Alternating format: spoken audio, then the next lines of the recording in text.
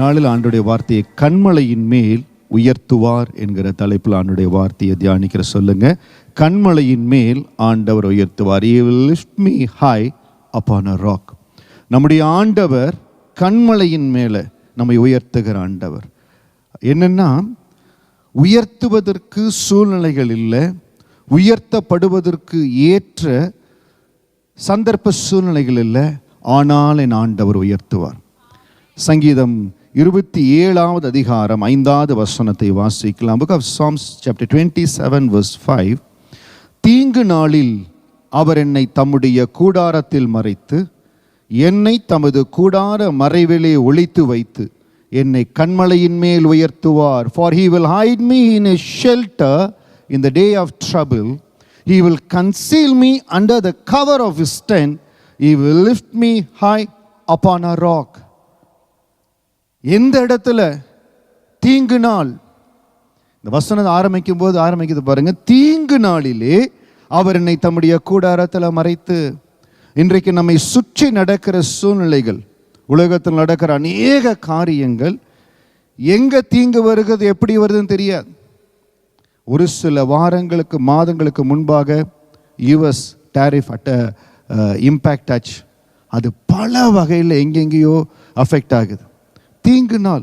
Harvard university, மிக உலக பிரசித்தி பெற்ற யூனிவர்சிட்டி, ஜனங்க அதுக்கு போகிறது மிகுந்த கனவு. உலகத்தில் இருக்கிற அநேக ஸ்டூடெண்ட்ஸ் எல்லாம் கனவு கண்டு அந்த யூனிவர்சிட்டிக்கு நான் போகணும் அப்படின்னு சொல்லி கஷ்டப்பட்டு படித்து அந்த யூனிவர்சிட்டிக்கு போகிறாங்க.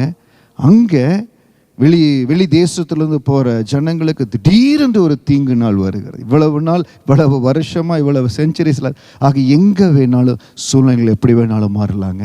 ஆனால் யார் வேதத்தின் வார்த்தையை பிடித்து கொண்டு கர்த்தராகிய தேவனை, உயரமும் உன்னதமான தேவனை பிடித்து கொள்ளுகிறோமோ, அந்த தீங்கு நாளில் ஆண்டவர் தப்புவிப்பார். தீங்கு நாள் எப்படி வேணாலும் வரும். திடீரென்று வேலையில் நம்ம பாட்டுக்கு நம்ம வேலையை செஞ்சு கொண்டிருப்போம். ஏதோ ஒரு இடத்துல இருக்கிற போராட்ட காரியம் நம்மளை அஃபெக்ட் பண்ணும். திடீரென்று ஏதோ தெரியாத பலவீனம், எங்கேயோ வைரஸ், எங்கேயோ ப்ராப்ளம், எப்படி நம்மளுக்கு கோவிட் டெவலப் ஆச்சு, ஏதோ ஒரு இடத்துல டெவலப் ஆச்சு. உலகம் முழுவதும் தீங்கு நாள் வந்தது. தீங்கு நாளில் அவர் என்னை தம்முடைய கூடாரத்தில் மறைத்து, என்னை தமது கூடார மறைவிலே ஒளித்து வைத்து, என்னை கன்மலையின் மேல் உயர்த்துவார். இன்னைக்கு எப்பேற்பட்ட தீங்கு நாளாக இருக்கலாம், எந்த சூழ்நிலையில் ஒருவேளை தீங்கான காரியம் இருக்கலாம், ஜனங்கள் முன்னேற முடியாதபடி நம்மளை அழுத்தும்படியாய். இப்போ ஒரு ஸ்போர்ட்ஸ் இருக்குது, ஸ்போர்ட்டிவாக எடுத்துக்கிறோம், பிரச்சனை இல்லை. ஆனால் அதே பொறாமையாய் மாறுகிற பொழுது பிரச்சனை. பொறாமை இருக்கக்கூடாது. ஸ்போர்ட்டிவாக எடுத்துக்கிறோம். இப்போது ஒரு இதில் கோல் போடணும், இல்லாட்டி கிரிக்கெட்டில் ரன்ஸ் எடுக்கணும், ஏதாவது காரியம் பண்ணணும், அந்த ஸ்போர்ட்டுக்கு ஏற்றபடி நான் ஸ்கோர் பண்ணணும். அதுக்கு நம்ம ஸ்போர்ட்டிவாக விளையாடுறது தப்பு இல்லை. நான் 12th ஸ்டாண்டர்ட் முடிக்கும் பொழுது பேஸ்கெட் பால் டோர்னமெண்ட் விளையாண்டோம். அப்போ நாங்கள் எல்லாம் எங்கள் ஹவுஸ், தனி ஹவுஸ், அதில் நாங்கள் எல்லாம் நல்லா வரணும் அப்படின்னு சொல்லி எல்லாமே பிரயாசப்பட்டோம். ஸோ நம்ம எப்போவுமே ஒன்று நல்லா ஸ்கோர் பண்ணணும், இல்லைன்னா ஆப்போசிட் டீம் ஸ்கோர் எடுக்காமல் தடுத்துடணும். அப்போ நான் என்ன சொன்னேன், அதில் ரொம்ப ஒரு பிளேயர் இருந்தால் நான் சொன்னேன், 2 பேர் அப்பாயிண்ட் பண்ணி அவன் மட்டும் ஷூட் பண்ணிடக்கூடாது, பேஸ்கெட்டில் ஷூட் பண்ணக்கூடாது, அவனை ஃபுல்லாக கவர் பண்ணிடுங்க. நம்ம ஒன்றும் தப்பு பண்ணலையே, யாரையும் அடிக்கல, ஒன்றும் பண்ணல. காரியத்தில் ஜெயிக்க ஒருத்தருக்கு தப்பு செய்யாமல் நம்முடைய டீமை நம்ம பாதுகாக்கிறோம். அப்படி செஞ்சு நாங்கள் ஜெயிச்சிட்டோம். செஞ்சு எல்லாம் 4-5 ஸ்போர்ட்ஸ்லேயும் ஃபஸ்ட்டு வந்தோம். ஸோ ஆனால் சில ஸ்போர்ட்ஸில் அவனை அடிக்கிறது, ஒருத்தரை கெடுத்து வருவது தப்பு. ஆனால் சில வேளைகளை மனிதர் நமக்கு விரோதமாக திட்டம் தீட்டுறாங்க. இந்த தேவ மனுஷனுடைய வாழ்க்கையில் அப்படி தான், தாவீதுனுடைய வாழ்க்கையில் தீங்கு அனுபவிக்கிறாங்க. அதுதான் அவர் சொல்லுகிறார். இந்த அதிகாரம், இந்த சங்கீதம் 27 முதல் வசனத்தை சொல்லுகிறார். கர்த்தரின் வெளிச்சமும் என் ரட்சிப்புமானவர், யாருக்கு பயப்படுவேன்? கர்த்தரின் ஜீவனின் பலனானவர், யாருக்கு அஞ்சுவேன்? என எல்லாம் பயன்படுத்துகிறாங்க, சுற்றிலும் எல்லாம் பயன்படுத்துகிறாங்க. உங்களுக்கு ஆதரவே இல்லை. சவுல் எல்லாம் இராணுவத்தை வச்சிருக்கார், எல்லாம் இருக்கிறாரு. ஆனால் இவர் தைரியமாக சொல்கிறாரு, கர்த்தரின் வெளிச்சமும் என் ரட்சிப்புமானவர். இன்னைக்கு யாராவது உங்களை ஏதோ ஒரு இடத்துல பயப்படுத்துகிறாங்களா? நீங்கள் முன்னேற முடியாது, நீங்கள் மேலே வர முடியாது, கர்த்தர் உங்களை உயர்த்த முடியாதுன்னு சொல்றாங்களா? சொல்லுங்க, கர்த்தரின் வெளிச்சமும் அவரின் ரட்சிப்புமானவர், யாருக்கு பயப்படுவேன்? ஆண்டவருடைய அபிஷேகம் மேல் இருக்குது. ஏன்னா யாருக்கு பயப்படணும்? கர்த்தர் உங்களை இடத்துல வேலையில் ஒரு இடத்துல ஸ்தாபித்து இருக்கிறார். நீங்கள் எதற்கும் பயப்படக்கூடாது. கர்த்தர் என்னோடு கூட இருக்கிறார். அவருக்கு இருக்கிற ஒரு தைரியம் பாருங்க. எப்படி என்னை கண்மலையின் மேல் உயர்த்துவார்? இன்னைக்கு ஏதோ ஒரு இடத்துல நீங்கள் உயர்த்தப்படணும், நான் தாழ்த்தப்படக்கூடாது, மேன்மையாக வரணும்னு நினைக்கிறீங்க. இருதயத்தில் அந்த விசுவாசத்தின் அடித்தளம் பயங்கரமாக இருக்கணும். விசுவாச அறிக்கை நம்ம வாழ்க்கையில் பெரிதாக இருக்கணும். என்ன ஒரு விசுவாச பலன் இருந்து அவர் சொல்லுவார். வசனம் 3:4, அதே அதிகாரம் வசனம் 3:4 வாசிக்கலாம். எனக்கு விரோதமாய் ஒரு பாளையம் இறங்கினாலும் என் இருதயம் பயப்படாது, என் மேல் யுத்தம் எழும்பினாலும் இதிலே நான் நம்பிக்கையாக இருப்பேன். தாவீது, எங்கிருந்தப்பா உனக்கு தைரியம் வந்தது? யாருப்பா உனக்கு டியூஷன் எடுத்தாங்க? எப்படி அப்பா நீ சொல்ற? அவர் சொல்றார், எனக்கு விரோதமாக ஒரு பாளையமே இறங்கினாலும் என் இருதயம் பயப்படாது, யார் என்னை ஒன்றும் செய்ய முடியாது. என் மேல் யுத்தம் எழும்பினாலும் இதிலே நான் நம்பிக்கையா இருப்பேன். இந்த வசனத்தை, இந்த காரியத்தை நீங்க ரொம்ப கேர்ஃபுல்லாக பார்க்கணும். எப்படி பாஸ்டர் கண்மலையின் மேல் ஆண்டவனை உயர்த்துவார்? எப்படி இந்த கஷ்டத்தில் என்னை கொண்டு வருவார்? ரொம்ப ஆதாரமான வசனம், 4வது வசனம், சங்கீதம் 27 வசனம் 4. எல்லாரும் வாசிங்க.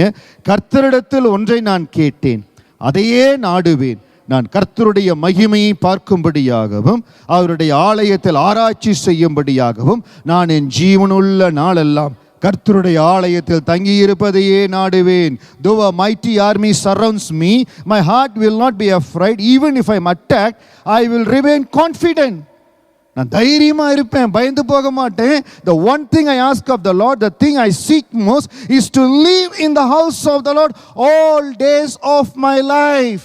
தேவனுடைய ஆலயத்தை நாடுவது.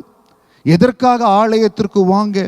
தேவனுடைய அபிஷேகத்தை பெற்றுக்கொள்ளுங்க, தேவனுடைய நன்மையினால் திருப்தியாங்க. எதற்காக நம்ம ஆலயத்தை முக்கியத்துவப்படுவது? அதில் ஒரு ரகசியம் இருக்குது. The one thing I ask of the Lord, the thing I seek most is to live in the house of the Lord all days of my life, delighting in the Lord's perfection and meditating in His temple. இன்னைக்கு 2 காரியம். கண்மலையின் மேலே நான் உயர்த்தப்படணும். இந்த கண்மலையின் மேலே, கண்மலையின் அஸ்திவாரத்தில் நான் உயர்த்தப்படணும்னா, முதலாவது தேவ சமூகத்தில் கர்த்தருடைய மகிமையை நான் பார்க்கணும். ஹல்லேலூயா சொல்லுங்க. I have to see God's glory. கர்த்தருடைய மகிமை என்னை நிரப்பணும். கர்த்தருடைய மகிமையை என் வாழ்க்கையில் நான் பார்க்கணும். ஆலயத்தில் ஆராய்ச்சி செய்யணும். 2 காரியத்தை என்னோட கரங்களை வச்சு சொல்லுங்க. கர்த்தருடைய மகிமை, ஆலயத்தில் ஆராய்ச்சி. கர்த்தருடைய மகிமை, ஆலயத்தில் இந்த 2 விஷயத்தில் நம்மளை பயிற்றுவித்து கொண்டால் கண்மலையின் மேல் ஆண்டு உயர்த்துவார். அந்த 4வது வசனம் சொன்னதுக்கு அப்புறம் தான் அவர் சொல்லுகிறார், தீங்கு நாளில் அவர் என்னை தம்முடைய கூடாரத்தில் மறைத்து, என்னை தம்முடைய கூடார மறைவில் ஒளித்து வைத்து என்னை கண்மலையின் மேல் உயர்த்துவார். முதல் வசனம் சொல்லுகிறார், நான் யாருக்கு பயப்படணும்? எதுக்கு நான் பயப்படுது? கர்த்தரின் வெளிச்சமும் என் ரட்சிப்புமா இருக்கிறார், நான் பயப்பட மாட்டேன். எந்த வல்லமையும் கீழே தள்ள முடியாது. நான் சொன்ன பாருங்க, இந்த தீங்கு நாள் யாருக்கு வரும்? எல்லாருக்கும் வரும். ஆனால் அந்த தீங்கு நாளில் கர்த்தருடைய அபிஷேகத்தை, கர்த்தருடைய ஆசீர்வாதத்தை, தேவனுடைய ஆலயத்திலிருந்து இன்றைக்கு ஆலயத்துக்கு வர்றீங்க, ஆலயத்துக்கு வர முடியாத சூழ்நிலை, வார்த்தையை கேட்டுக்கொண்டிருக்கிறீங்க, அந்த தேவனுடைய பிரசன்னம், அந்த அபிஷேகம் நம்மை நிரப்பும். அந்த அபிஷேகம் தாங்க அங்கே தீங்கு நாளில் நம்மளை பாதுகாக்கும். அதற்கு தான் ஆலயம். எதற்கு ஆலயம்? எதற்கு தேவ சமூகத்தில் வந்து கூடுகிறோம்?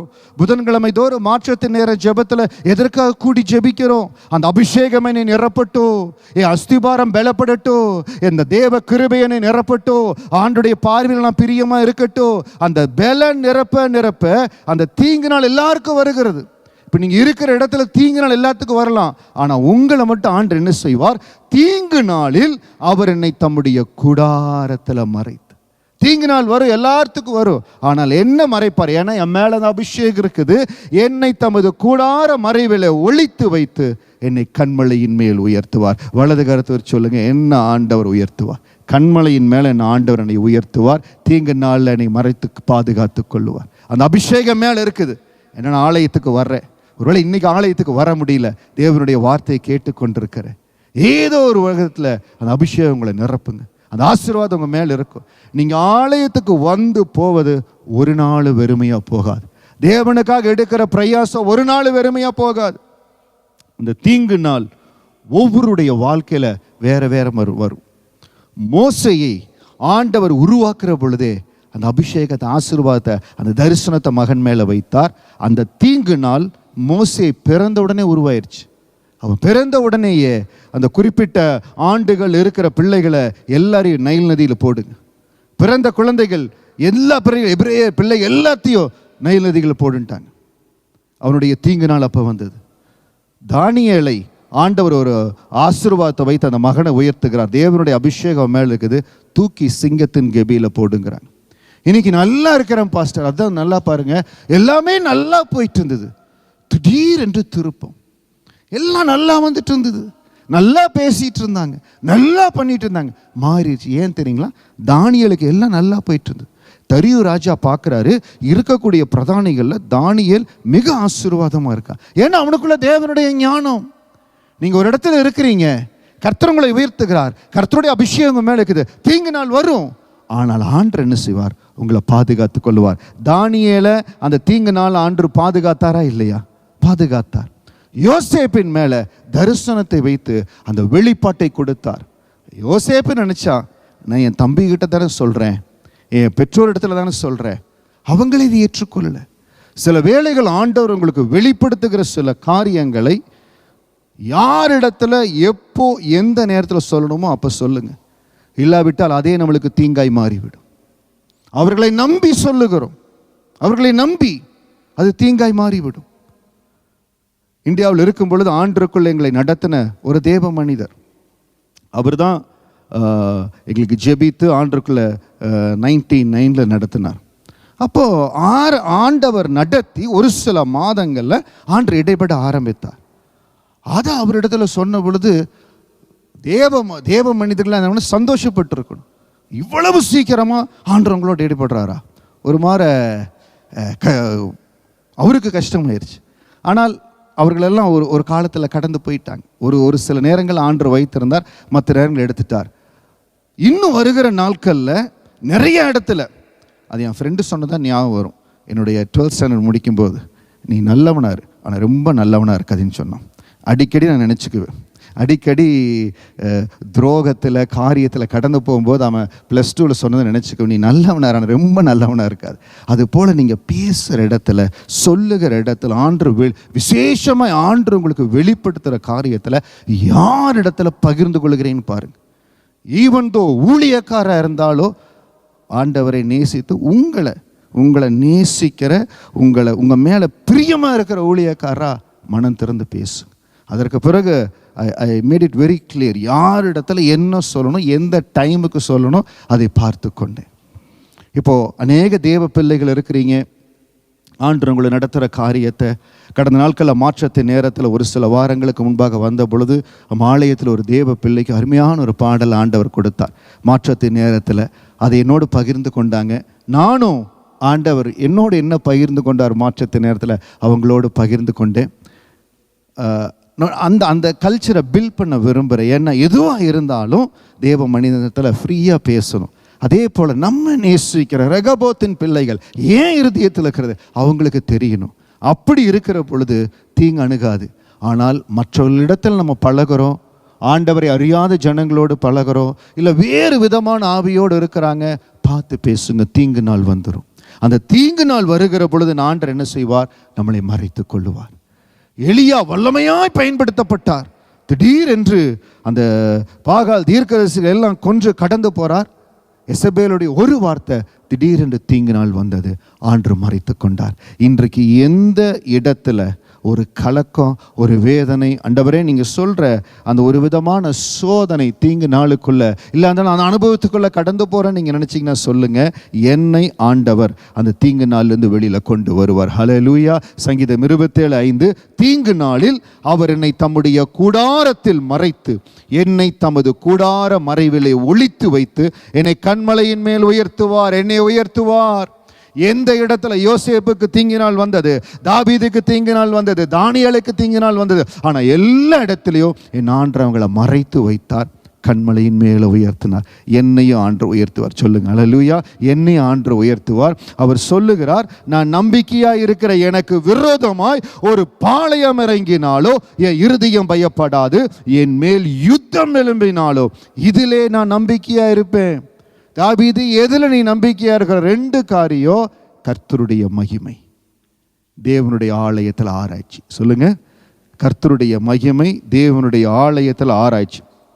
கர்த்தரிடத்தில் ஒன்றை நான் கேட்டேன், அதையே நாடுவேன், நான் கர்த்தருடைய மகிமையை பார்க்கும்படியாகவும் அவருடைய ஆலயத்தில் ஆராய்ச்சி செய்யும்படியாகவும் நான் என் ஜீவனுள்ள நாளெல்லாம் கர்த்தருடைய ஆலயத்தில் தங்கி இருப்பதையே நாடுவேன். இந்த 2 காரியம், கர்த்தருடைய மகிமையை நான் பார்க்கணும் என் வாழ்க்கையில், என் வேலை இடத்துல, ஒருவேளை உங்கள் சரீர பலவீனத்தில் கர்த்தர் மகிமையை பார்க்கணும். என் பிள்ளைகளுடைய வாழ்க்கையில் கர்த்தருடைய மகிமையை பார்க்கணும். நான் செய்கிற கர்த்தருடைய ஊழியத்தில் கர்த்தருடைய மகிமையை பார்க்கணும். தேவனுடைய ஆலயத்தில் ஆராய்ச்சி செய்யணும்.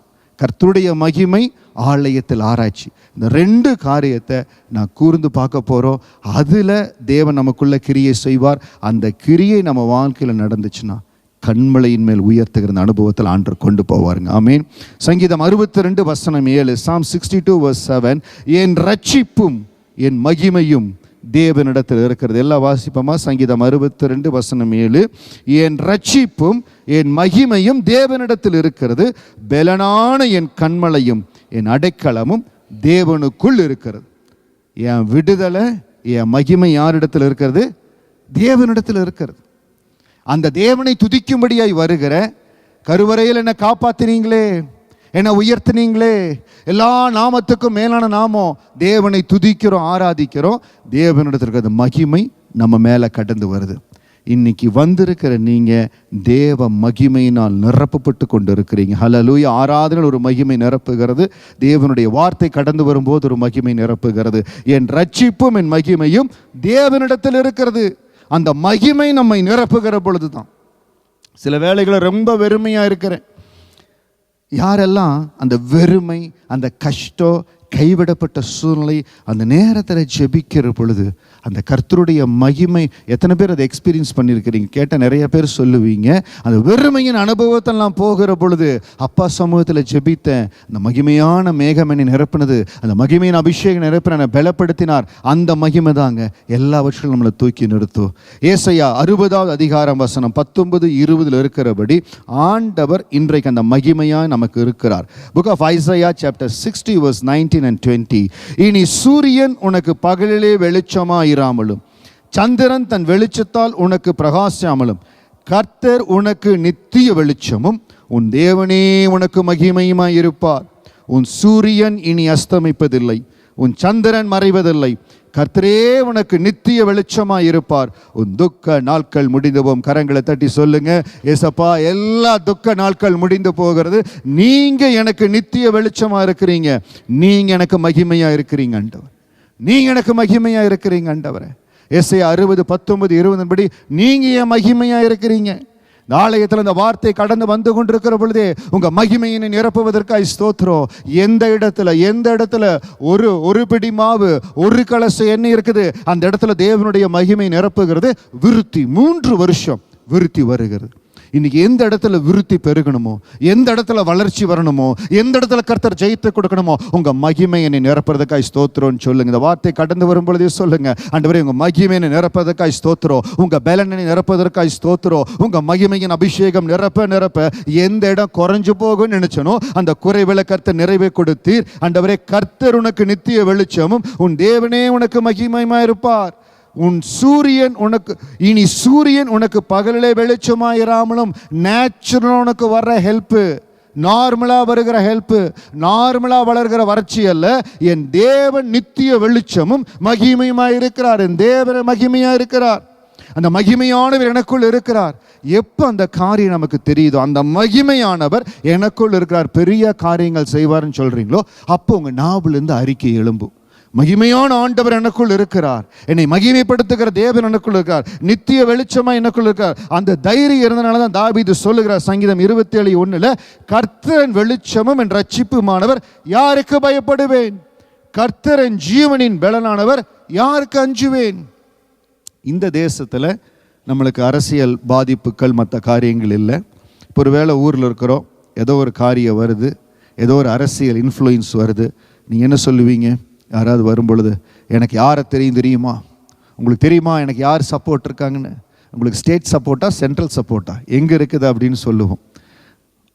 ஆண்டவர் உங்களுக்கு துணையாக இருக்கிறாருங்க. ஹல்லேலூயா. இன்னைக்கு நீங்கள் எதிர்பார்க்குற, நீங்கள் எதிர்கொள்ளுகிற சேலஞ்சில், நீங்கள் பார்க்குற காரியத்தில் ஆண்டவர் உங்களுக்கு துணையாக இருக்கிறார். ஆண்டவர் உங்களுக்கு மகிமையாக இருக்கிறார். உன் தேவனே உனக்கு மகிமையாக இருப்பார். சொல்லுங்கள், வலது கருத்து இருதயத்தில் சொல்லுங்கள், என் ஆண்டவர் எனக்கு மகிமையாக இருக்கிறார். என் ஆண்டவர் எனக்கு நித்திய வெளிச்சமாக இருக்கார். அந்த மகிமையின் தேவன் என்னோடு கூட இருக்கிறார். அந்த மகிமையின் ராஜா எனக்குள்ள வாசம் செய்கிறார். அந்த மகிமையின் ஆவியானவர் என்ன நிரப்பி இருக்கிறார். அவர் போது, அவர் போது, அவர் போதும். அந்த பலன் என்ன நடத்தும் எல்லாவற்றிலும் அந்த பலன் எனக்கு போதுமானதா இருக்கிறது. அந்த பலன் என்னோடு கூட இருக்கிற பொழுது எதை குறித்து நான் கவலைப்பட மாட்டேன். பவுலுக்கு ஆண்டவர் பெரிய ஊழியத்தை கொடுத்து அதை நிறைவேற்றும்படியாக நடத்துகிறார். இந்த மகிமையானவர் அவருக்குள் இருக்கிறாருங்கிறத 2 கொரிந்தியர் 4வது அதிகாரம் வசனம் 6-7 அவர் அற்புதமாக சொல்லுகிறார். 2 கொரிந்தியன் சாப்டர் 4 verse 6 and 7 அதில் எப்படி அந்த மகிமையின் ஆண்டவர் எனக்குள் இருக்கிறார், இருளிலிருந்து வெளிச்சத்தை பிரகாசிக்க சொன்ன தேவன் இயேசு கிறிஸ்துவின் முகத்தில் உள்ள தமது மகிமையின் அறிவாகிய ஒளியை தோன்ற பண்ணும் பொருட்டாக எங்கள் இருதயங்களில் பிரகாசித்தார். பிதாவானவர் இருளிலிருந்து வெளிச்சத்தை பிரகாசிக்கணும்னு சொன்னாரு. பிரகாசம் வந்தது. இருளிலிருந்து வெளிச்சத்தை பிரகாசிக்க சொன்ன தேவன் இயேசு கிறிஸ்துவின் முகத்தில் தமது மகிமையின் அறிவாக ஒளியை தோன்ற பண்ணும் பொருட்டாக எங்கள் இருதயங்களில் பிரகாசித்தார். அந்த ஆண்டவர் எங்கள் இருதயங்களில் பிரகாசித்தார். 7வது வசனம், இந்த மகத்துவமுள்ள வல்லமை எங்களால் உண்டாயிராமல் தேவனால் உண்டாயிருக்கின்ற விளங்கும்படி இந்த பொக்கிஷத்தை மண்பாண்டங்களில் பெற்றிருக்கிறோம். உங்களுக்குள்ள ஒரு ட்ரெஷர் இருக்குதுங்க. உங்களுக்குள்ள ஒரு ட்ரெஷர் இருக்குது. எனக்குள்ள ஒரு பலன் இருக்குது. எனக்குள்ள ஒரு மகிமை இருக்குது. அந்த மகிமையானவர் எனக்குள்ள இருக்கிறார். ஹல்லேலூயா. நீங்கள் தனியாக இல்லை, நீங்கள் வெறுமையாக இல்லை, உங்களால் முடியாதுன்னு இல்லை. உன் தேவன் உனக்கு மகிமையாக இருப்பார். ஹல்லேலூயா. நீங்கள் சொல்லணும், என் தேவன் எனக்கு மகிமையாக இருக்கிறார், என் ஆண்டவர் எனக்கு வெளிச்சமாக இருக்கார், அவர் என்னோடு கூட இருந்தால் போதும். அந்த மகிமையின் தொடுதல், அந்த மகிமையின் ஆசீர்வாதம் என் மேல் இருக்கிறது. எந்த இடத்துல நான் முன்னேற முடியல, எந்த இடத்துல நாட்டப்பட முடியல, இந்த தேசத்தில் எந்த காரியத்தை சாதிக்க முடியலன்னு நினைச்சீங்களோ, இன்னைக்கு சொல்லுங்க, கண்மலையின் மேல உயர்த்துகிற ஆண்டவர் என்னோடு கூட இருக்கிறார். ஹல்லேலூயா. என் ஆண்டவனுக்கு வெளிச்சமா இருக்கார், நான் யாருக்கு பயப்படுவேன்? ஏசப்பா என்னோட கூட இருக்கார், நான் யாருக்கு அஞ்சுவேன்? எனக்கு விரோதமாய் ஒரு பாளையமே இறங்கினாலோ, என் மேல யுத்தம் எழும்பினாலோ, நான் இதில் நம்பிக்கையா இருப்பேன். கர்த்தருடைய மகிமையை நான் பார்க்க போறேன். ஹல்லேலூயா. அவரே மகிமையா, என் நம்பிக்கையா என்னோடு கூட இருக்கிறார். அந்த வெளிச்சம் வசனம் சொல்லுகிறது 20வது ஏசாயா 60:20, கர்த்தரே உனக்கு நித்திய வெளிச்சமாக இருப்பார், உன் துக்க நாட்கள் முடிந்து போகும். கர்த்தர் எனக்கு நித்திய வெளிச்சமாக இருப்பார். அந்த வெளிச்சம் போதும், அந்த தொடுதல் போதும். இன்னைக்கு ஒரு ஏக்கம் உங்களுக்குள்ள வரட்டும். ஆண்டவரே, இந்த ஆராதனையில் இந்த கடந்து வருகிற இந்த வார்த்தையின் வெளிச்சம், இந்த வசனத்தின் வெளிச்சம் என்னை தொடட்டும். இந்த ஆளுகை என் மேலே கடந்து வரட்டும். அந்த வாஞ்சையோடு நீங்கள் இருந்தீங்கன்னா அந்த தொடுதல் உங்கள் மேலே வரும். அந்த மகிமையின் அபிஷேகம் உங்கள் மேலே வரும். சகேயு எதுவுமே யோசிக்காம இயேசு எப்படிப்பட்டவரோ நான் பார்க்கணும்னு சொல்லி காட்டத்தி மத்தியில் ஏறுறான். அப்போ ஆண்டவர் அந்த இடத்துல வர்றார். கர்த்தர் உனக்கு நித்திய வெளிச்சமும் உன் தேவன் உனக்கு மகிமையுமா இருப்பார். கர்த்தரே உனக்கு நித்திய வெளிச்சமா இருப்பார், உன் துக்க நாட்கள் முடிந்து போகும். இந்த வார்த்தையின்படி அந்த சகேயினுடைய துக்க நாட்கள் முகியும்படியா அந்த மகிமையின் தேவன் வருகிறார். அவன் பார்க்கிறான். அவன் பாருங்க, ஆண்டவர் ஒரு வார்த்தை சகேயோட, அதாவது கீழே இறங்கி வந்தான் சொன்னாரே தவிர கை வச்சு ஜெபம் பண்ணல, அந்நிய பாஷையில் ஜெபம் பண்ணல.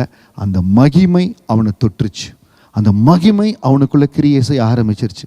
இதுதான் இன்னைக்கு நடக்கணும். நீங்கள் கேட்கணும், ஆண்டவரே ஏசாயா 60:19-20 சொல்கிறபடி கர்த்தர் எனக்கு நித்திய வெளிச்சமும் என் தேவன் எனக்கு மகிமையுமா இருக்கிறார். ஹல்லேலூயா. அந்த வசனத்தை நீங்கள் உங்களுக்கு சுதந்திரத்து கொள்ளணும்.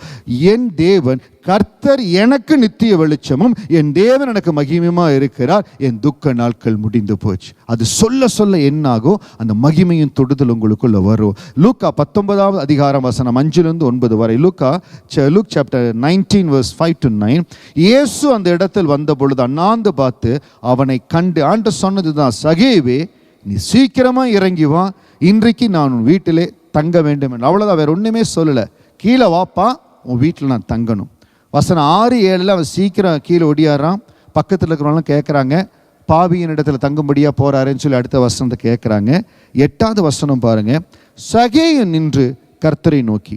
5வது வசனத்தில் சகேவே நீ சீக்கிரம் இறங்கி வா, இன்றைக்கு அவன் வீட்டில் தங்க வேண்டும். வேற ஒன்றுமே ஆண்டவர் சொல்லலை.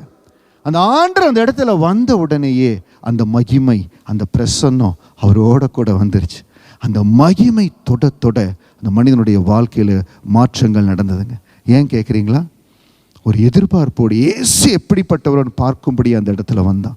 அந்த மகிமை அவனை தொட்டோன்னு அவன் சொல்கிறான் பாருங்க, ஆண்டவரே என் ஆஸ்திகளில் பாதி ஏழைக்கு கொடுக்கிறேன். நான் ஒருவனிடத்தில் எதையாகலும் அநியாயமாக வாங்கினது உண்டால் நாளத்தனையாய் திரும்ப செலுத்துகிறேன் என்றார்.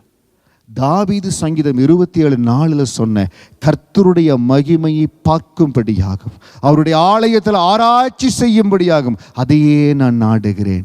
என்ன ஆண்டவர் கண்மலையின் மேலே உறுதிப்படுத்தணும், கண்மலையின் மேலே நான் உயர்த்தி வைக்கணும். இன்னைக்கு நான் எதிர்பார்க்கிற காரியத்தில், நான் கடந்து போகிற என் வாழ்க்கை பிரயாணத்தில் இந்த மாதம் கண்மலையின் மேலே நான் உறுதிப்படுத்தப்படணும். பல தடவை முயற்சி செஞ்சுட்டேன், இந்த தடவை ஒரு முயற்சியோடு கடந்து போகிறேன். கர்த்தரனை சந்திப்பாரா? நிச்சயம் சந்திப்பார். ஏசாயா 60:19-20 படி இதுவரை எந்த காரியத்தை நீங்க தொடர்ந்து முயற்சி செய்து அதுல தோல்வியுற்று திரும்ப நான் செய்ய போறேன், திரும்ப ஒரு முறை முயற்சி செய்ய போறேன்னு எடுக்கிறீங்களோ, ஏசாயா 60:19-20 படி சொல்லுங்க, என் ஆண்டவர் எனக்கு நித்திய வெளிச்சமும் என் மகிமையுமா இருக்கிறார், என் துக்க நாட்கள் முடிந்து போச்சு. ஹல்லேலூயா. நீங்க விசுவாசத்தோடு சொல்ல சொல்ல ஏசாயா 60:19-20 படி என் ஆண்டவர் எனக்கு நித்திய வெளிச்சமும் என் மகிமையா இருக்கிறார். அந்த மகிமையின் பிரசன்னம் பவுல் சொன்னது போல அந்த மகத்துவம் உள்ள வல்லமை எங்களால் உண்டாயிராமல் தேவனால் உண்டாயிருக்கின்ற விளங்கும்படி இந்த பொக்கிஷத்தை மண்பாண்டங்கள்ல பெற்றிருக்கிறோம். இந்த இடத்துல இந்த வார்த்தையை கேட்டுக்கொண்டு ஒவ்வொருவருக்குள்ள அந்த பொக்கிஷம் இருக்குது. அந்த பரிசுத்த ஆவியானவர் என்கிற அந்த பொக்கிஷம் உங்களுக்குள்ள இருக்குது. எந்த இடத்துல அந்த வார்த்தையை கேட்டுக்கொண்டிருந்தாலும் நீங்க விசுவாசிக்கணும், அந்த பொக்கிஷம் எனக்குள் இருக்குது. அந்த விசுவாசத்தோடு நான் அடுத்த அடியை எடுத்து வைக்கிறேன். நீங்க எடுத்து வச்சீங்கன்னா இதுவரைக்கும் எந்த இடத்துல தோல்வியை சந்திச்சீங்களோ, எந்த இடத்துல விருத்தியை சந்தித்தீங்களோ, எந்த இடத்துல காரியங்கள் கைகூடாமோ, இன்றைக்கு தீர்க்க தரிசனமா சொல்ற அந்த காரியங்களை என் ஆண்டவர் கைகூடி வர பண்ணுவார். ஹல்லேலூயா. நேர்த்தியை பண்ணுவார். ஏன் தெரியுமா? நீங்க அறிக்கை செய்றீங்க, என் நித்திய வெளிச்சமா இருக்கார், என் மகிமையா இருக்கிறார். தாவீது சொன்னது போல, எனக்கு விரோதமாய் ஒரு பாளையம் இறங்கினாலோ, என் மேல் யுத்தம் எழும்பினாலோ, இதிலே நான் நம்பிக்கையா இருப்பேன். ஒரு தேவ பிள்ளைக்கு ஒரு நம்பிக்கை அவசியங்க.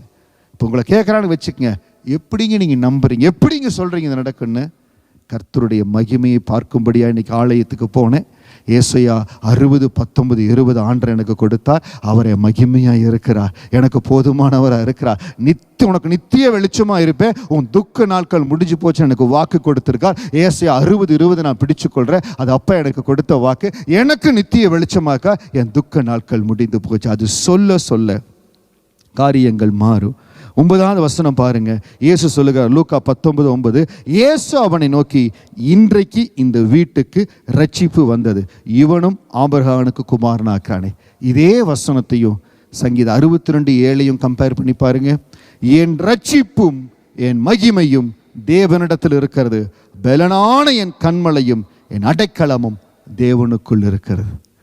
எந்த காரியத்திலையும் நான் பலன் கொள்ளணும், ஜெயம் எடுக்கணும், நான் தோத்துருவனா செய்ய முடியாது, நீங்கள் கவலையே பட வேண்டாம். உங்கள் ரட்சிப்பும் உங்கள் மகிமையும் தேவனிடத்தில் இருக்கிறது. அந்த தேவனை ஆராதிக்கிற ஆலயத்தில் இருக்கிறீங்க, அந்த தேவனை வழிபடுகிற ஆலயத்தில், அந்த தேவன் உலாவுகிற ஆலயத்தில் இருக்கிறீங்க, கர்த்தருடைய தரிசனத்தை நிறைவேற்ற ஆலயத்தில் இருக்கிறீங்க.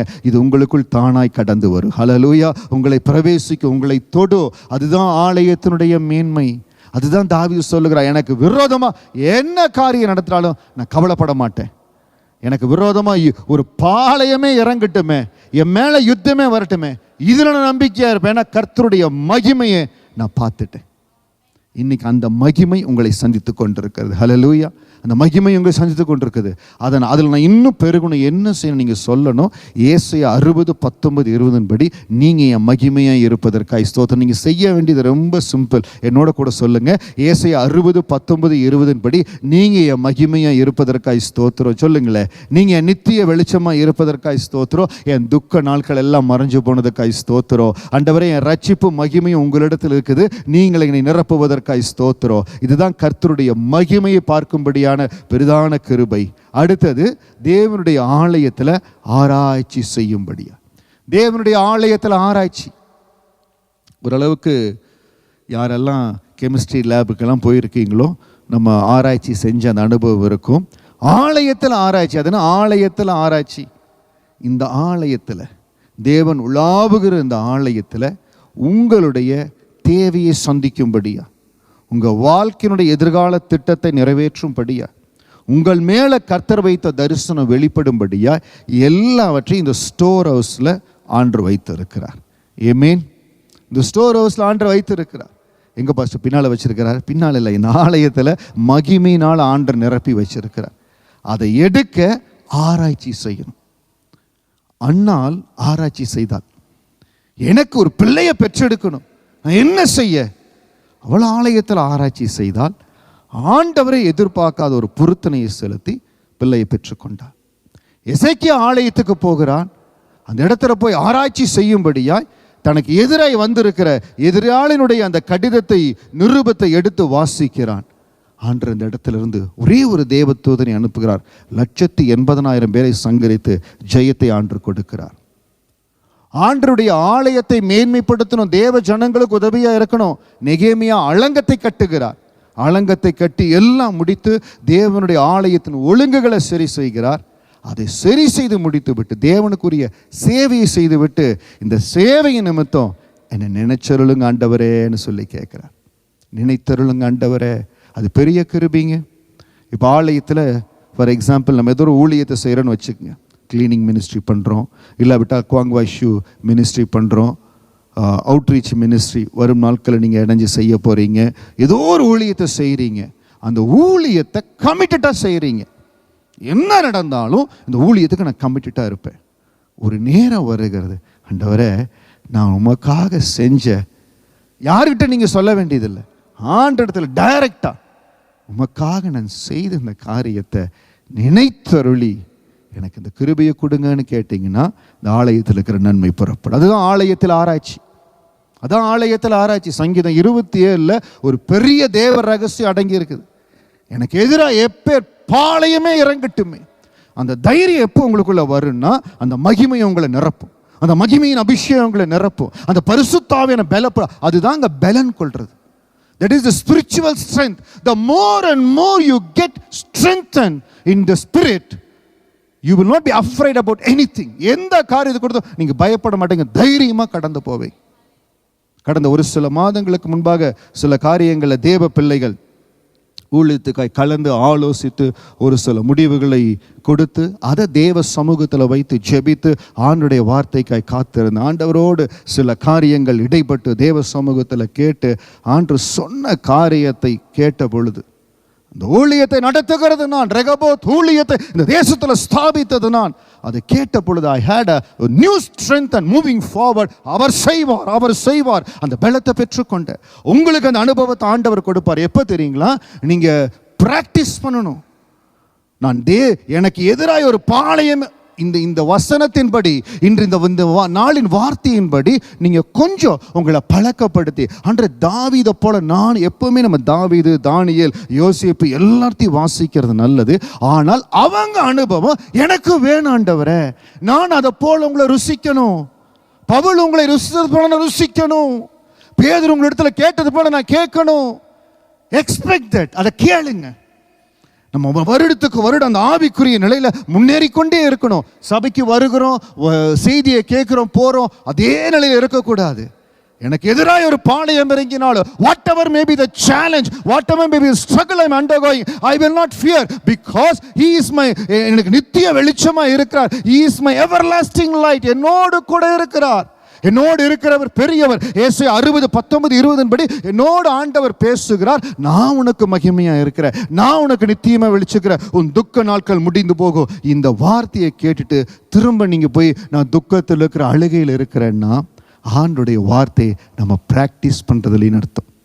உங்க கையில $1 மில்லியன் கொடுத்து கேட்டுக்கங்க, சந்தோஷமாக கேட்டுங்களா, ஆமேன்னு சொல்லி இன்னும் நீங்கள் ஆமேன்னு சொல்லியிருந்துருக்கணும். $1 மில்லியன் கொடுத்து நீங்களும் அக்கௌண்ட்டில் போட்டு கார்டை பத்திரமா உள்ளே வச்சு கேர்ஃபுல்லாக உள்ளே வச்சுருக்கிறீங்க. கேர்ஃபுல்லாக இருக்கான்னு தேவைப்படும் போது பணம் எடுக்காமல் ஐயோ எனக்கு பணம் இல்லைன்னு அழுதுட்டு இருப்பீங்களா?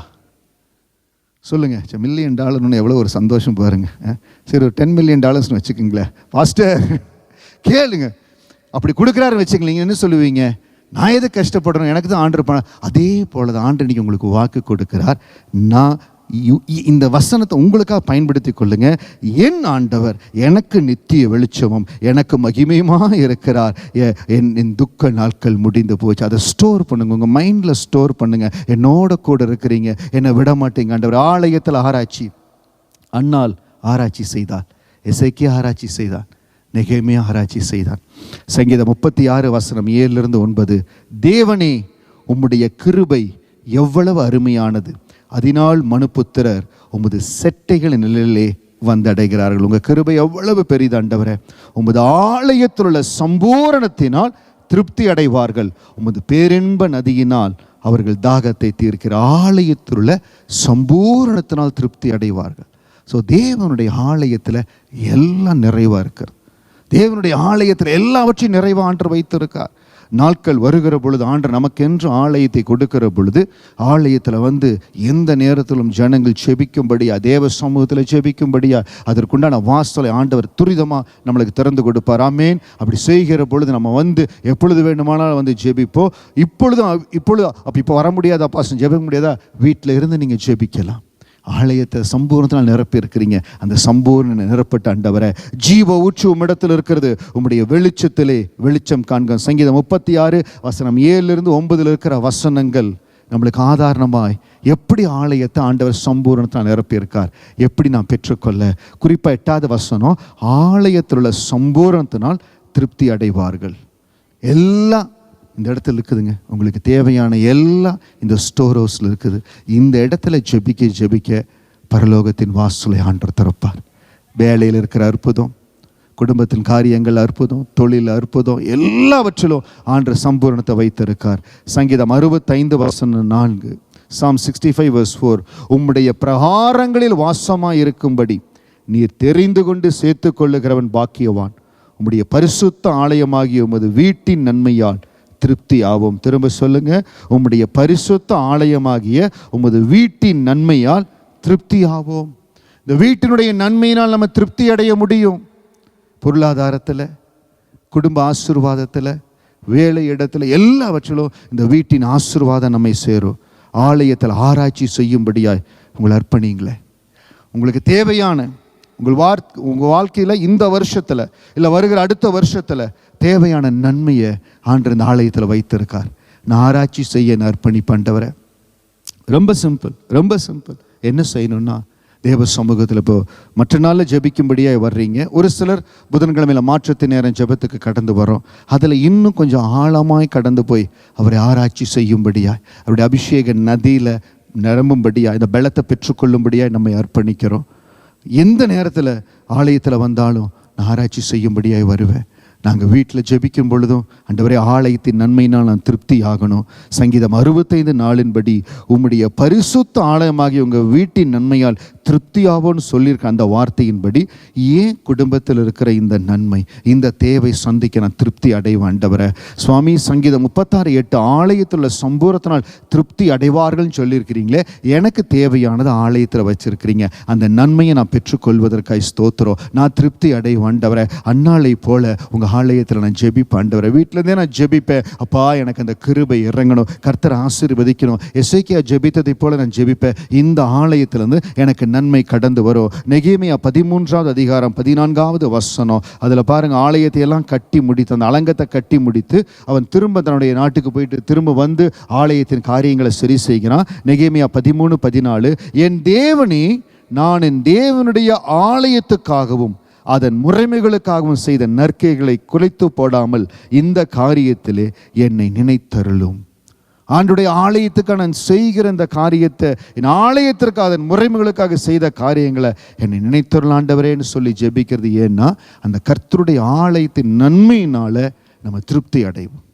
அதற்காகத்தான் உங்களை உற்சாகப்படுத்துகிறேன். எப்பொழுதெல்லாம் முடிகிறதோ அந்த மாற்றத்தின் நேரம் ஜெபம், ஞாயிற்றுக்கிழமை நம்ம ஜெபிக்கிற ரொம்ப நல்லது. அந்த மாற்றத்தின் நேரம் ஜெபத்திலேயே ஆலயத்தில் ஆராய்ச்சி செய்யும்படியாக எப்பெல்லாம் உங்களுக்கு ஆப்பர்ச்சுனிட்டி கிடைக்குதோ நான் ஆலயத்தில் ஆராய்ச்சி செய்யும்படியாய் வருகிறேன். ஏன்னா உங்கள் ஆலயத்தை சம்பூரணத்தினால் நிரப்பி இருக்கிறீங்க.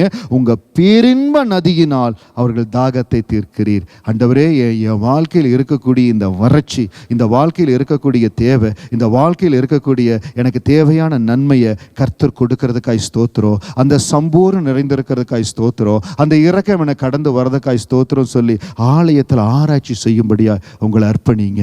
இந்த நாள் சொல்லுங்க, நான் ஆலயத்தில் ஆராய்ச்சி செய்யும்படியா என்னை அர்ப்பணிக்கிறேன். ஞாயிற்றுக்கிழமை வருகிற பொழுதே ஏசப்பா உங்கள் பாதத்தில் ஒப்பு கொடுக்கிறேன். உங்களை துதிக்க போகிறேன், உங்கள் மகிமையினால் நிரம்ப போகிறேன், உங்கள் கிருபையினால் நிரம்ப போகிறேன். உங்கள் வார்த்தை எனக்கு வேணும். ஒவ்வொரு வாரமும் ஆலயத்துக்கு வரும்பொழுது வாஞ்சியோடு வரணும். சண்டே ஆயிருச்சு, சர்வீஸுக்கு போகணும் அப்படின்னு நினச்சிட்டு வரக்கூடாது.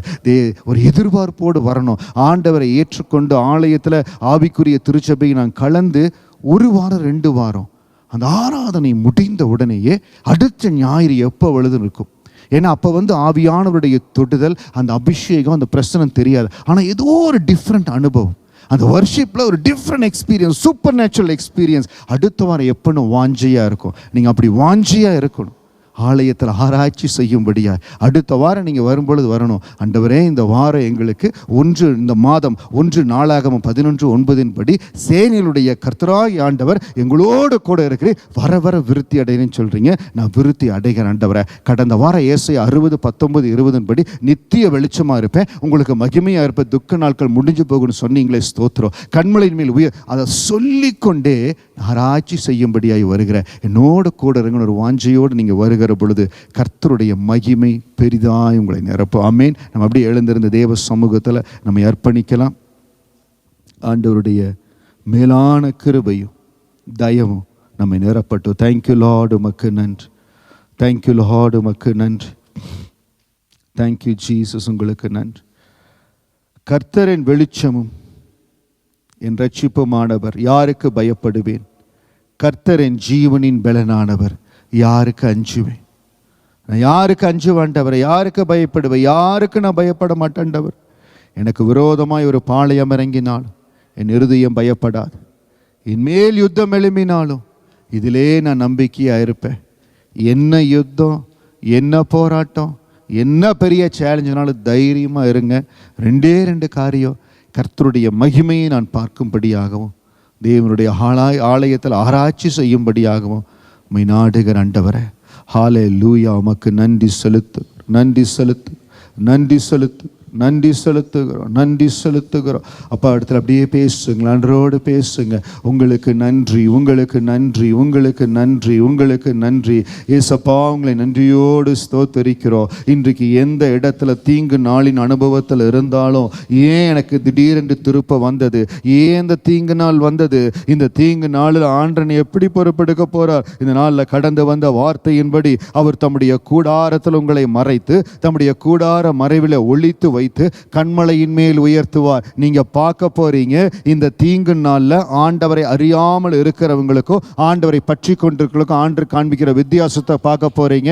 நீங்க சொல்லணும், ஆண்டவரே, எனக்கு விரோதமா ஒரு பாளையமே இறங்கினாலோ ஒரு யுத்தமே எழும்பினாலும் நான் பயப்பட மாட்டேன் ஆண்டவரே, நான் பயப்பட மாட்டேன். ஏன்னா கர்த்தருடைய மகிமையை நான் பார்க்கும்படியாகவோ தேவனுடைய ஆலயத்தில் ஆராய்ச்சி செய்யும்படியாகவோ என்னை அர்ப்பணிச்சிருக்கிற அந்த மகிமை என்னை நிரப்பட்ட ஆண்டவரே, அந்த பேலன் என்னை நிரப்பட்ட ஆண்டவரே, அந்த கிருபையனை நிரப்பட்ட ஆண்டவரே, அந்த கிருபையனை நிரப்பட்ட ஆண்டவரே, கிருபையின் அபிஷேகம் என்னை நிரப்பட்ட ஆண்டவரே. கேளுங்க, அப்பா இடத்துல கேளுங்க. என்னை பலப்படுத்துகிற கிருபைக்காய் நன்றி. ஏசாயா 60:19-20 படி ஆண்டவரே, நீங்க என் மகிமையா இருப்பதற்காய் நன்றி, நீங்க என் நித்திய வெளிச்சமா இருப்பதற்காய் நன்றி, உங்க கரம் என்னோடு இணைவதற்காய் நன்றி. எந்த இடத்துல நீங்க பலவீனப்பட்டு போகக்கூடாது, எந்த இடத்துல சோர்ந்து போகக்கூடாது. அப்பா நித்திய வெளிச்சமா இருக்கிறார், அவர் உங்க மகிமையா இருக்கிறார், உங்க மகிமையா இருக்கிறார். அந்த மகிமையனை நிரப்புவதற்காய் ஸ்தோத்திரம், அந்த மகிமையனை நிரப்புவதற்காய் ஸ்தோத்திரம், அந்த மகிமையை நிரப்புவதற்காய் ஸ்தோத்திரம். அந்த மகிமையானவர் எனக்குள்ள எனக்குள்ள எனக்குள்ள எனக்குள்ள எனக்குள்ள எனக்குள்ள எனக்குள்ள எனக்குள்ள எனக்குள்ள பெரிய பெரிய பெரிய பெரிய காரியங்கள் செய்யும்படியா, பெரிய காரியங்கள் செய்யும்படியா, பெரிய எல்லைகளை கடக்கும்படியாய் என்ன கரம் பிடிச்சிருக்கிறார். எப்பொழுதுமே உங்க நாவின் அறிக்கை நீங்க எங்க போகணுமோ அங்க உங்களை கொண்டு போய் சேர்க்கும். ஒரு சிலர் சொல்றீங்க, என்னுடைய லிமிட் இவ்வளவு தான், இதோடு தான் நான் இருக்க முடியும்னு சொல்றீங்க. சொல்லுங்க, என்னுடைய எல்லைகளை என் ஆண்டவர் விஸ்தாரமாக்குவதற்காய் நன்றி. ஒரு சிலர் உங்களுக்குள்ள ஒரு லிமிட்ஸ், பவுண்டரிஸ் வச்சுட்டீங்க, இதோடு நான் போதும், இவ்வளவுதான், இதுக்கப்புறம் எனக்கு முடியலன்னு சொல்லி பரிசுத்த ஆவியானவர் கொடுக்கிற வார்த்தை, உங்க எல்லைகளை நீங்க நிர்ணயம் செய்யாதபடி உங்க கரத்துல கொடுக்கிற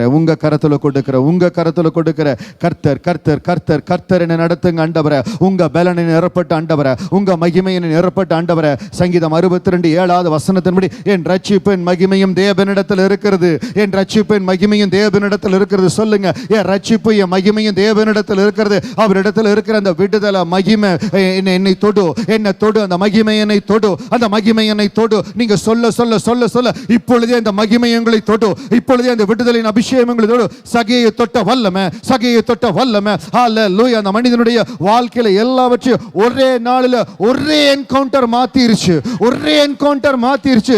இன்றைக்கு ஆண்டவரே, அந்த தொடுதல் என் மேல கடந்து வரட்டும்.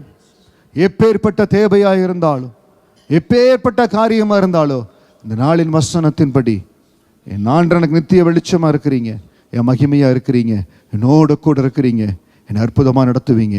என் துக்க நாட்கள் முடிந்து போகு. திரும்ப அறிக்கை செய்து பாருங்க, வழியே இல்லாத இடத்துல வழி திறக்கும். ஆலயத்தில் ஆராய்ச்சி செய்யும்படியாய் என்னை அர்ப்பணிக்கிறேன், ஆலயத்தை சம்பூர்ணத்தில் நிரப்பிருக்கிறீங்க. ரெகபோத் ஆலயத்திலிருந்து எனக்கு நன்மை கடந்து வருவதற்காய் ஸ்தோத்திரம். இதை நீங்கள் சொல்ல சொல்ல இந்த மாதத்திலே அற்புதத்தை பெற்றுக்கொள்ளுவீங்க, இந்த மாதத்திலே அந்த விடுதலை உங்களை சந்திக்கும். ஏசப்பா, உங்க கரத்தில் ஒப்பு கொடுக்கிறோம். எந்தெந்த இடத்துல விடுதலைக்காய் காத்து கொண்டிருக்காங்களோ, புது கிருபைகள் இவர்களுக்காய் இறங்கி வரும்படியா செபிக்கிற. புது கிருபைகள் தினம் தினம் தந்து என்னை நடத்தி செல்பவரே, ஆண்டவரே, என்னை அனுதினம் உங்க கிருபையினால் அலங்கரிப்பவரே. அப்பா கரத்தில் ஒப்பு கொடுத்து இந்த பாடலை பாடுகிற பொழுதே அந்த புது கிருபையின் அபிஷேகங்களை நிரப்ப போகுது. எந்த இடத்துல உங்களுக்கு காரியம் வாய்க்கணும்னு இருந்தீங்களோ, இன்றைக்கு ஆண்டவர் காரியங்களை கைக்கூடி வர செய்கிறார். Thank you Jesus.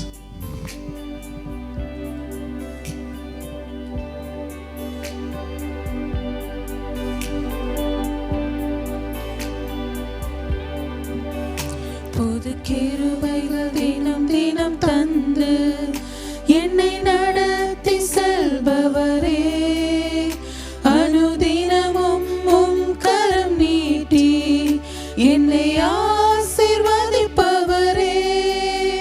புது கிருபைகள் தினம் தினம் தந்து என்னை நடத்தி செல்பவரே, அனுதினமும் உம் கரம் நீட்டி என்னை ஆசீர்வதிப்பவரே. என் இயேசுவே, உம்மை சொந்தமாக கொண்டதென் பாக்கியமே, இதை விடவும் பெரிதான மேன்மை வேறொன்றுமில்லையே. என் இயேசுவே, உம்மை சொந்தமாக கொண்டதென் பாக்கியமே, இதை விடவும் பெரிதான மேன்மை வேறொன்றுமில்லையே. நீர் வழியாய் என்னை நடத்தினீர், நீதியின் பாதையில் நடத்தினீர். நீர் வழியாய் என்னை நடத்தினீர், நீதியின் பாதையில் நடத்தினீர். காரியம் வாய்க்க செய்தீர், என்னை கண்மணி போல் காத்திட்டீர். காரியம் வாய்க்க செய்தீர், என்னை கண்மணி போல் காத்திட்டீர். என் இயேசுவே, உம்மை சொந்தமாக கொண்டதென் பாக்கியமே, இதை விடவும் பெரிதான மேன்மை வேறொன்றுமில்லையே. என் இயேசுவே, உம்மை சொந்தமாக கொண்டதென் பாக்கியமே, இதை விடவும் பெரிதான மேன்மை வேறொன்றுமில்லையே. பாதங்கள் சறுக்கின வேளையில் பதறாத கரம் நீட்டி தாங்கினீர். பாதங்கள் சறுக்கின வேளையில் பதறாத கரம் நீட்டி தாங்கினீர், பாரமெல்லாம் நீக்கினீர், என்னை பாடி மகிழ வைத்தீர். பாரமெல்லாம் நீக்கினீர், என்னை பாடி மகிழ வைத்தீர். என் இயேசுவே, உம்மை சொந்தமாக கொண்டதென் பாக்கியமே. இதை விடவும் பெரிதான மேன்மை வேறொன்றுமில்லை. என் இயேசுவே, உம்மை சொந்தமாக கொண்டதென் பாக்கியமே. இதை விடவும் பெரிதான மேன்மை வேறொன்றுமில்லை. என் இயேசுவே, என் இயேசுவே, உம்மை சொந்தமாக கொண்டதென் பாக்கியமே. இதை விடவும் பெரிதான மேன்மை வேறொன்றுமில்லை. என் இயேசுவே, என் இயேசுவே, உம்மை சொந்தமாக கொண்டதென் பாக்கியமே. இதை விடவும் பெரிதான மேன்மை வேறொன்றுமில்லை. அவர் நம்முடைய சொந்தமாய், அவர் உங்களுக்கு நித்திய வெளிச்சமாய், அவரே உங்க மகிமை, அவரே உங்க ரட்சிப்பாய், நம்ம ஒவ்வொருவரோடு கூட அவர் இருக்கிறார். எதை குறித்தும் கலங்காதபடி, என் ஆண்டவர் எனக்கு மகிமையா இருக்கிறார், நித்திய வெளிச்சமாய் இருக்கிறார், நான் கவலைப்படவே மாட்டேன். கர்த்தருடைய மகிமையை பார்க்கும்படியாக, உடைய ஆலயத்தில் ஆராய்ச்சி செய்யும்படியாக என்னை அர்ப்பணிக்கிறேன். எசேக்கியாவை போல, அன்னாளை போல, நெகேமியாவை போல நான் தேவ சமூகத்தில் ஆராய்ச்சி செய்யும்படியாய் இன்றைக்கு என்னை அர்ப்பணிக்கிறேன். கர்த்தாவே, ஒவ்வொருவரோடு இடைப்பட்ட கிருபைக்காய் நன்றி.